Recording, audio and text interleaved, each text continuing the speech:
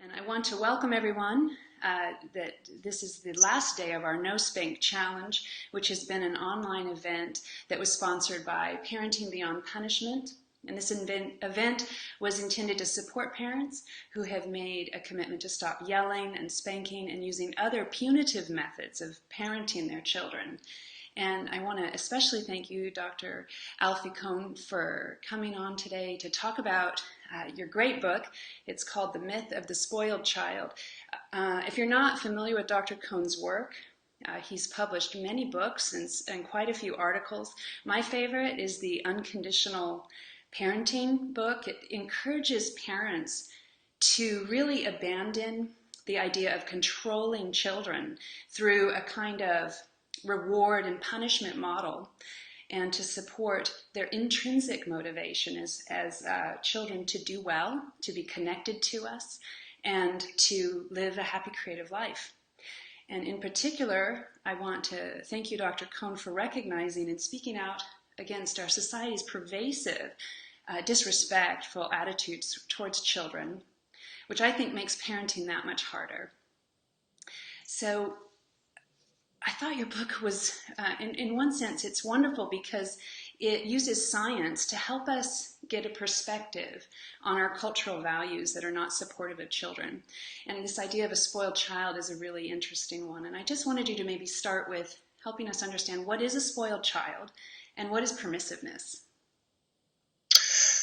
Well, most people, by spoiling, if they're not talking about giving kids too much stuff, which is not the sense in which I'm interested in it here, are talking about the idea that children have too much to say about their own lives, that they have more power than adults think they should have.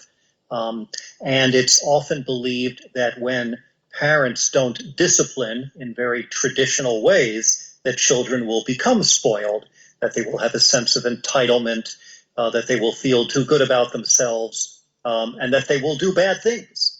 Because at the core of these beliefs is the notion that children, without firm control and regulation, will swing from the lights and eat ice cream all day and never go to sleep and be nasty toward everyone. So a really dark view of children, and by extension of human nature, underlies the very conservative beliefs about kids that, as I try to explore in the book, turn out not to be very well founded.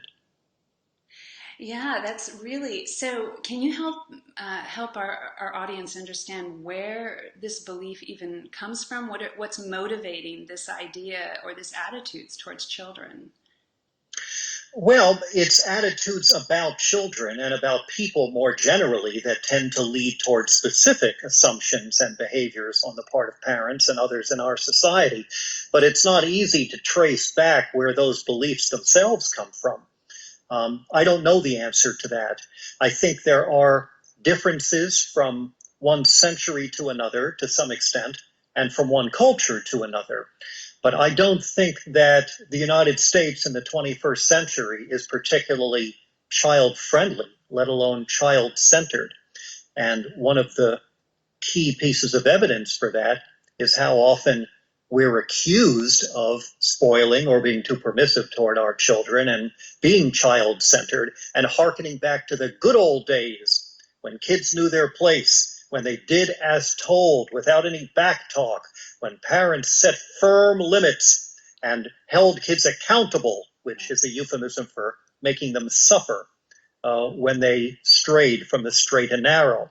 I mean, first of all, that's probably not true, because in the first chapter of the book, I go back a generation at a time, showing that people back then in the good old days were offering exactly the same kinds of complaints and hearkening back still further to when Yes. things were good. But second, what disturbs me even more than the false belief that things were substantially different a little while ago is the belief that that was a good thing, that if only we could have a time, again, it's argued, when kids obeyed without question and parents laid down the law. I mean, that's, I guess, excellent preparation for real life if you happen to live in a totalitarian society. Yeah. But my own vision is that what we want ideally is for kids to be happy, ethical, responsible, compassionate. And when I go around and speak to groups of parents and teachers, I begin by asking them, what are your long-term goals for your children? And those are the kind of things that people say. So what I do for a living, basically, is say to people, you say you want this. Why then are you doing that? And then I try to show, based on logic and evidence, that more traditionalist approaches to raising kids based on bribes and threats, even if we prefer to call them positive reinforcement and logical consequences, do not meet our own goals for the kinds of people we hope children will grow into.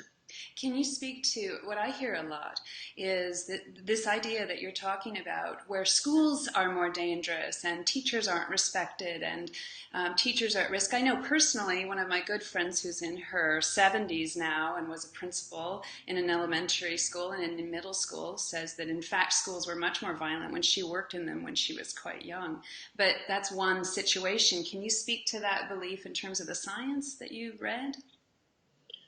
I don't know what the data say about actual danger to children in schools now versus at some point in the past. I would point out the following, though. 100 years ago, far fewer kids went to school all the way through high school. So we have tried to provide democratic public education all the way through high school for a more diverse and broader swath of young people today. A lot of times when people harken back to the good old days, what they're really talking about is the time when lots of people were excluded, where things were more elite. The other thing I'd point out is I can look up the numbers, but the vast majority of violent crimes against children do not take place in schools. They take place in homes and on the street. Yes. So it would be wrong to blame schools for that. I also point out that other charges against schools where our standards are falling and we don't demand excellence and mediocrity is acceptable and kids don't learn as well as they used to, that people were saying exactly the same thing in the 1950s. I begin with a quote from that. And in fact, in the early 1900s. So just as with parenting, this sort of aggressive nostalgia turns out to be just another name for amnesia. That's great. You know, one of the things, our audience for the No Spank Challenge are parents. Many of them have little children. And so, of course, this idea of spoiling, you know, a 3-year-old, a 4-year-old, and also the idea of permissiveness is something I think weighs on parents. Can you explain the difference between neglect, which we know is very serious and very damaging to children, and this idea of permissiveness, and where you see that? Well, there's a lot of colors on this continuum. It's not black and white, and it's not just that gray between black and white. Like, how do I find the right balance between punitive and permissive? Right. Sometimes the alternative to black and white isn't gray, it's orange, you know, something off the continuum altogether. So there's a difference between neglect, where you let kids do whatever the hell they want and fend for themselves, and a more deliberate and thoughtful policy of giving kids a lot more say over their own lives, even if it turns out to be more permissive than I personally would be comfortable with. There's still a difference between deliberate permissiveness and neglect. But I would argue for something that's not really permissive or punitive, but rather what I call a working with approach, in which the parents are very definitely involved with children in trying to solve problems together. And I think what's so disturbing and limited and limiting about this notion of either you're permissive and neglectful or you're punitive is that if you don't like one of those options, you feel like you have no choice but to embrace the other. Yes. So it makes choosing easy. Yes. But, you know, and there are families where one parent is permissive and the other one is punitive, right, based presumably on the assumption that two dysfunctional approaches magically cancel each other out. That's terrible. There are even individual parents who swing back and forth between being one way and being the other. Yes. One mom said, "I'm permissive with my son until I can't stand him, at which point I become so punitive that I can't stand myself." Oh, my gosh. And I don't think we want either of those. No, right. What we want, and let me be clear about this, as perhaps you have been throughout this whole week of calling attention to spanking, the alternative to using physical violence on children is not to punish them and make them suffer in other ways, Yes. such as forcible isolation of young children, which we euphemistically call time out, Right. because a phrase like that sounds innocuous and makes us feel better about making kids feel bad. The problem isn't just with physical punishment, it's with anything that says, "I'm going to make you better by making you unhappy deliberately." Right. And isolating the kid or yelling at him is still about that same punitive approach, even if we don't lay a hand on him.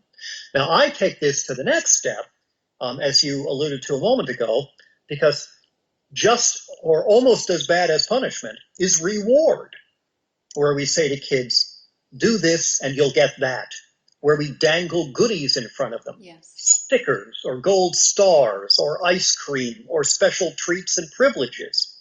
Rewards and punishments are not opposites. They're two sides of the same coin. Yes. And that coin can buy only one thing, which is temporary obedience, but at a terrific cost. So the alternative to a bribes and threat approach, a doing to model, is not permissiveness. It's what I call a working with model, which is very difficult to specify in all its particulars because I can't give you a recipe. Right. Too much depends on the specifics of who this child is, what's going on with her, what the pattern has been, what the relationship is with the parent, and what our goals are. Yes, yes, it's interesting. If you can abandon the reward and punishment, the reward in particular, you can start thinking developmentally about what children need, because a lot of parents are dealing with little children, and little children, it's sometimes very hard to have conversations and use logic and all of that. You can do that at times, but other times their cognitive capability is not present. And an interesting example of what you're talking about is when children have tantrums. I encourage parents to stay present with them, to not be afraid to get down on their level and touch them and soothe them and be with them and be sympathetic to them. Because of course, if you're in a reward and punishment place, the immediate worry is, I'm going to reinforce the bad behavior by being affectionate to a child that actually doesn't have the cognitive capability or the neurological capacity to pull it together, and that they really need us to co-regulate. So it really is a big step. The practical implication of these examples, I agree with you, are, first of all, you can't solve the underlying problem at the time of the tantrum. Right. That's clear. All you can do is help the child feel safe and loved, and if possible, get the child to a different place where he or she doesn't feel overwhelmed. Yes. The last thing we want to do is to overwhelm the child with threats or coercion, because the child is out of control anyway. Needs support, needs someone who's saying, "I love you no matter what, and how can I help?" Not, "You better stop this, young man, if you know it's good for you," or words to that effect. Or "Don't embarrass me in the grocery store," right? Right. And the "don't embarrass me" is key, because studies have confirmed what I think all of us know anyway, which is that when we're in public, we tend to become even more controlling, Yes. which is the last thing that kids need. Yes. And my hypothesis is that that's more true in a society like ours, Yes. where there's generally critical judgment, even from strangers, for being insufficiently controlling, Yes. rather than for being too controlling. You'd have to set the kid on fire to get glares from strangers, Right. you know? Yes. Most of the glares are for, "How come you're not making your kid silent so he's not a pain in the butt to me?" Right. So we need to not worry about how people are going to view us. We need to worry what's good for the child. Yes, and as a society, it would be wonderful if we were more supportive of parents having a hard time with their children and not assume we know why, but just to love them and to be appreciative and Right. smile and be kind. Right. On a theoretical level, what troubles me about this is contained in the phrase you used a minute ago, which is the idea that we're afraid we're going to reinforce the child's bad behavior if we're loving. And that, you said a mouthful there. Yeah. Because here, I think we're getting at the core of what is just so profoundly wrong-headed about most advice that's given to parents, even from people who say don't spank them. Because most of the people who say don't spank are telling you to control children in other ways. Yes. And the goal is still mindless obedience, and the method is still some form of manipulation, even if we've moved a step on this road beyond spanking. And this is based on a behaviorist model developed by people like the late B.F. Skinner that assume that when you do something nice for someone, when you give them love or attention, for example, that this is going to be construed as reinforcement for a behavior. So when you're nice to kids, when they're making trouble, they will view that as the equivalent of a reward for that behavior. And that's an assumption that we have to just unpack, as I tried to do in the early pages of the book I wrote a few years ago, you mentioned, called Unconditional Parenting. Yes. The problem lies here with a model of psychology that was developed on laboratory animals and has been thoroughly repudiated by modern psychology, which is that we have to worry about giving kids attention and care lest it reinforce the bad stuff.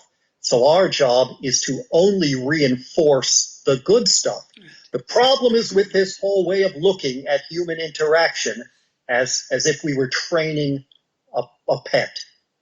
And the reality is that, and again, it ties into this very negative view of children and humans, that they will inevitably do the worst they can get away with unless they're tightly regulated and we give them a doggy biscuit for being nice.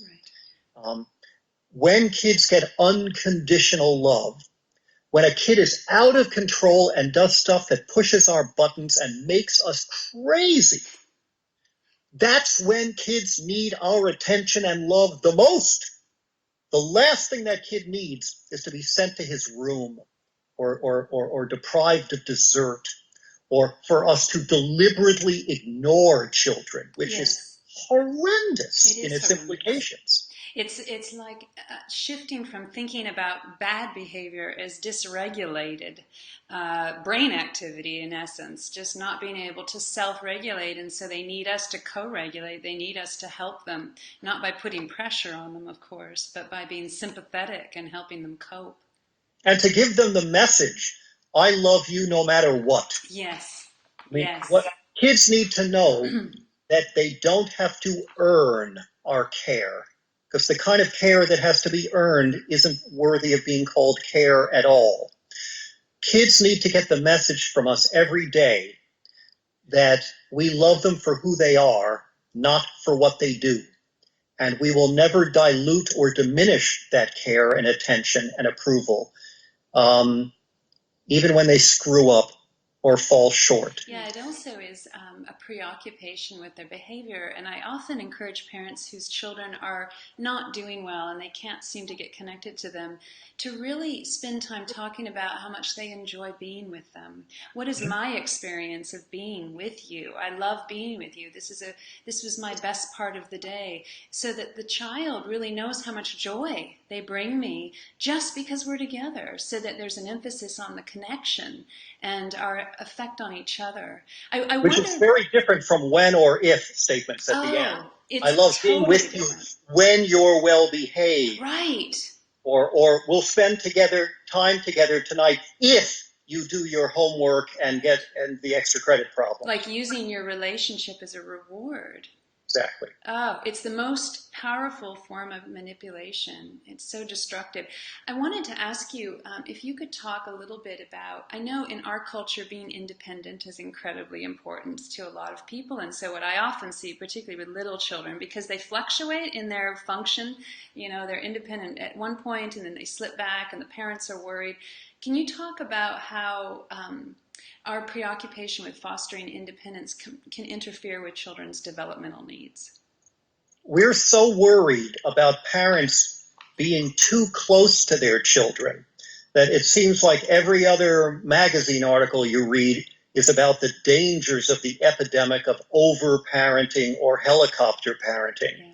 When the reality, and this is something I talk about in the new book, The Myth of the Spoiled Child, is that the far greater risk for children is that parents won't be supportive enough. Won't be there. Now, I will acknowledge that there are some parents who need their kids to need them. And so they may get too close and may do too much. But that's not because they're indulging kids. It's more because they're controlling them. And the child's probably anxious about it. So it could be, yes. And what the kid is picking up on is not just the amount of closeness or lack of fostering independence, but the parents acting out of his or her own need.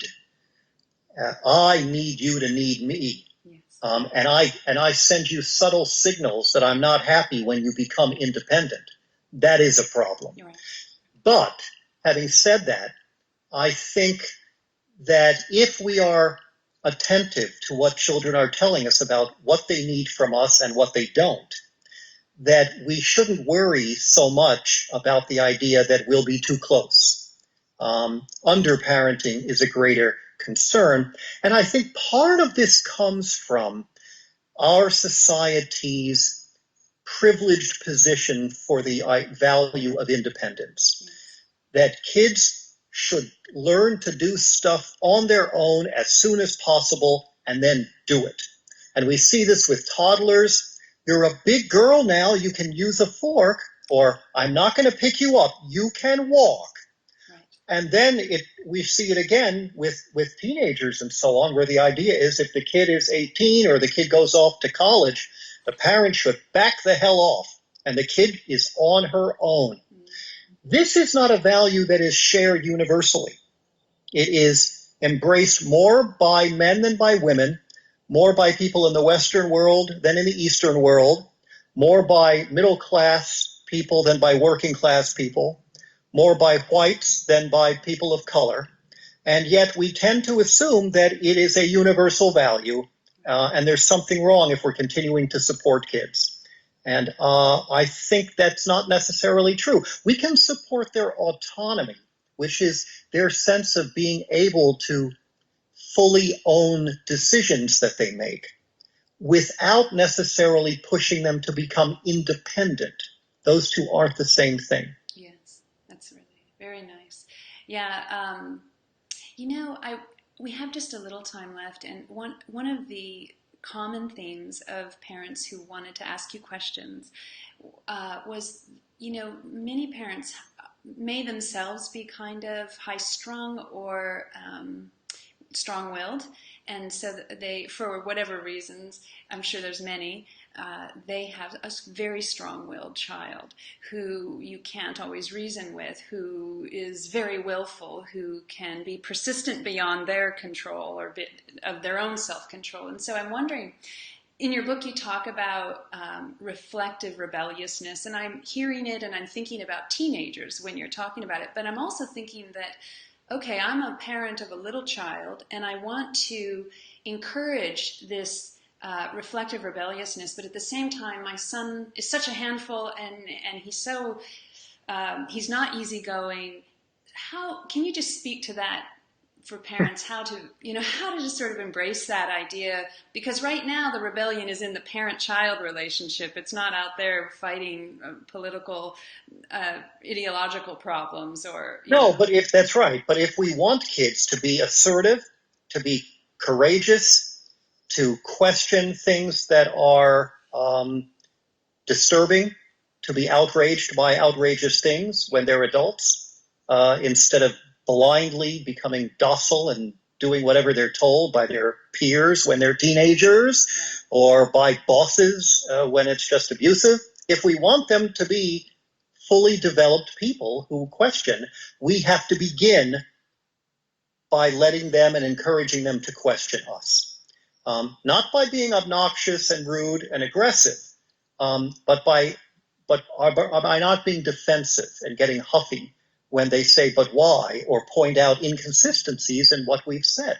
Yes. The problem here is not that the kid is too strong-willed, it's that the parent, on some level, is just more comfortable with mindless compliance. I don't think you want to raise a child who's a person later who's mindlessly compliant, so you can't start by valuing that here. Yes. And closely related to that is to begin by questioning the things we're demanding that kids do. Why can't I get my 4-year-old to sit quietly through a long family dinner? Especially, how am I supposed to do that if I can't use rewards and punishments? Right. Well, the problem is with the demand, not with the kid who won't fulfill the demand. Yes. It's just not developmentally appropriate. Some kids are louder and more difficult and require more patience. Yes. You know, and I know that with all kids, I'm a parent twice over, that sometimes you just want the kid to get in the damn car. Yes. You know, or out of the car, or into the bath. Or you want to finish a conversation and not have them constantly yanking on you and, right. You know. That's right. But sometimes when you attend to kids, they'll yank on you more when you put them off more. Yes. Because they need to know you're paying attention. And so you take time away and you say, how can I help? And then I want to go back and talk to my friend for a while. What do you think, after I listen to you, you could do that will be fun for you by yourself for a few minutes, giving the child as much choice as possible.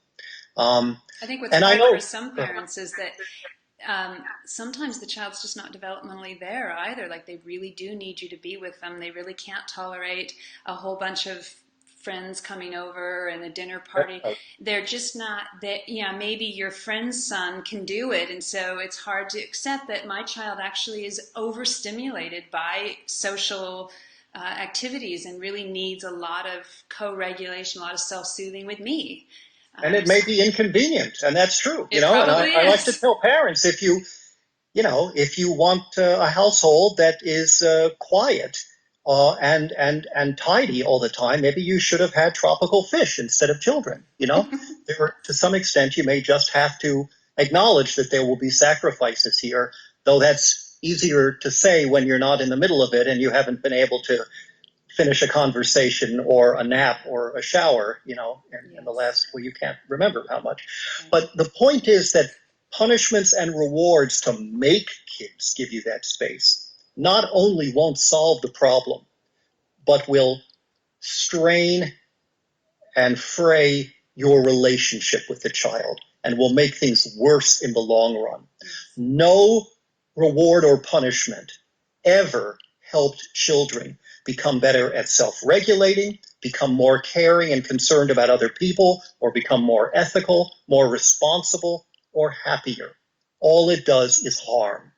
Moving past physical violence like spanking, which teaches kids to hurt other people if they're stronger than they are, is the beginning of a process that continues by questioning all punishment and all reward. Not so we're permissive, just if I can sort of wrap all of this up now and come back to where we started, but in order to have what I'm calling a working with relationship, where when kids do stuff that disturbs us, it's not seen as an infraction to be punished. It's seen as a problem to be solved together. Yes, that's beautiful. Thank you so much, Dr. Kohn. Thanks for your work and for your time today. My pleasure. Thanks for your interest in all you're doing. Yes, bye-bye.